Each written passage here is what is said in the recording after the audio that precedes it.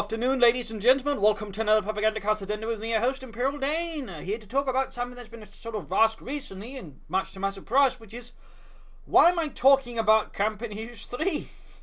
And, the sort of question I want to ask you is, did you kind of miss all the videos where it talked about Relic sending out surveys, asking for opinion on the next company of heroes? I made numerous videos about that during the end of the last year. They made...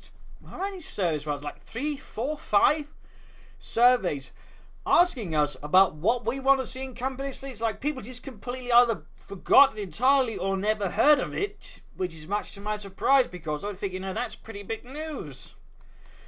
I mean, they're sort of even people are just now, it's sort of recent talking about, oh, they'll just, do the same thing they do with Dawn of War 3 if they ever make a company heroes fleet, except, they're asking for our actual opinions like they did.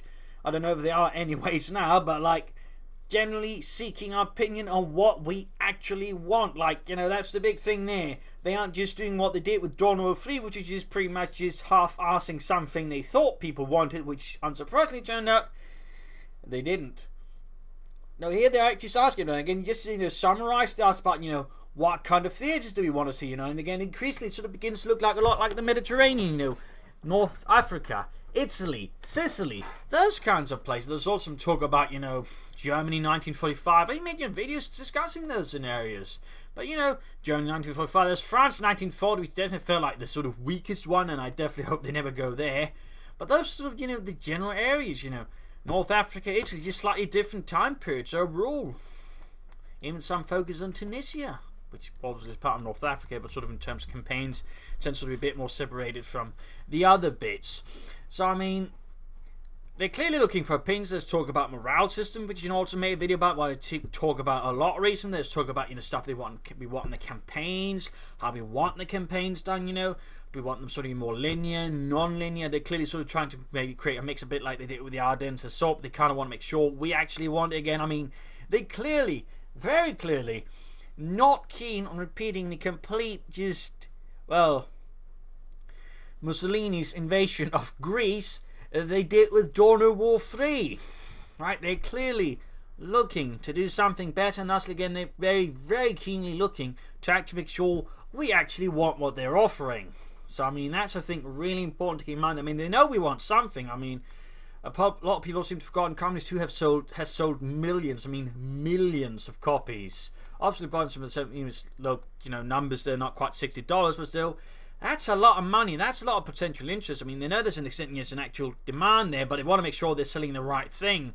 Unlike with Dawn of War 3, where again, they're just selling to this sort of mysterious, magical audience made up of pixies that apparently anything they'll get thrown at them, except, I don't know, an actual Dawn of War game, which is sort of the issue. It was not a Dawn of War game very well. So, I mean, from that perspective, I mean, again, there's clearly something happening again, North Africa, Italy. Personally, I hope Italy 1943. I made a video of that specifically. I made several videos pointing out I actually really want Italy 1943, maybe even 1944. I think that'd be really great. To reiterate, it largely boils down to it has a nice sort of mix of technology. Sort of got some of the cooler Panzer 3s, Panzer 4s. It doesn't quite go into Wunderwaffen territory there, so if anyone tries to push that one, you can sort of just go, hang on, Relic, this is Italy. They would not have had that at all. So, means, more of the sort of cooler, moderate stuff we get to see. All this, maybe less seen German equipment, because this is not a fucking Jagdtiger. My apologies for saying there, but, bloody Jagdtiger. There we go.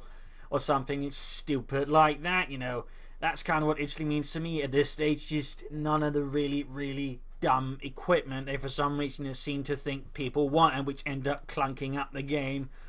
A very, very large tub of fat in, a sewer system, which they're going to have to send a large iron ball to clear up, which they do in France, in Paris, I believe. They actually have a massive ball for that. Just clearing out huge gunk in the sewage system. And that's kind of what those, super impractical Wunderwaffen end up being in terms of balance and design. They're just these huge lumps of fat in the sewage system. So in that regard, it would mean a lot less of that. Maybe sneaking in some Italian, some of the Italian equipment, more variety. Even they could add in colonial troops like, Gurkhas, Indians. I believe the Australians and New Zealanders also fought, Canadians. There are Polish troops that fought on, Italy as well. So I mean, there's a lot there they could sort of just choose from. For starters there, several elite German infantry units could be used. The Fallschirmjägers played prominent roles there in Monte Cassino. So, I mean, there's a lot there to really choose from if they do decide to go for Italy. But again, primary reason I'm talking about Company 3 again, they're talking about Company 3. And that's, I kind of want to talk about Company 3 as well, It's fun, it's interesting, it's speculative. It allows, branching paths and ideas, fresh things to be brought to a future company heroes. Who knows, they might listen. Or I might create, some greater ways for it, which might, make Sega more likely to do it faster, stuff like that, pour more money into it. Or maybe, just listen more to me for once, instead of just, going, nah, Dane's not right, except, he tends to be. Let's just ignore him again and face the consequences again. So that's sort of, the point here. So again, when I talk about a lot of Dawn or Company 3, it's because, again, there's clearly something happening in the works. So, that's sort of the main point. And again, Italy 1903, I think, really would be the best place to go. Though, Germany 1945 would be neat as well, I think. Would certainly be interesting. And actually a lot less explored concept, in particular within RTS games. Like, they tend to just, Normandy, maybe Italy occasionally, in the Eastern Front, usually Bagration or Barbarossa. But like Germany 1945 is, for example, in RTS territory, woefully just undersampled. I mean, that's also a possibility. Also a possibility that there's, again, a higher risk of just highly impractical Wunderwaffen. Much higher risk. Like, really big risk. And obviously that one I'm less keen on again. So I think that sort of covers, again, the whole why am I doing Company 3 videos again? Or doing videos about Company 3, potential stuff about that. Why am I talking about it? Because, again, much to my surprise, again, people were asking this, but again, just like months ago, there were a lot of servers about it. It's like people just forgot out of nowhere. So, yeah, just figured to clear that one out. And, of course, there's also a new logo which sort of covers this area. Hopefully it covers sufficiently because, I suppose you'd gone around to doing this ages ago, just never did, partly because there's never a practical means for me to do it without necessarily covering up this one as well. But now I've got the option, so hopefully this is something to people's likings, covers up the time bar here so these can't, look at that one and get distracted and, sort of, focus more on the game, I guess. Let me know if you like it, by the way. If so, there'll be no more changes. If there are issues with it, I should hopefully be able to change it within, not immediately for the next episode, but like the episode after that.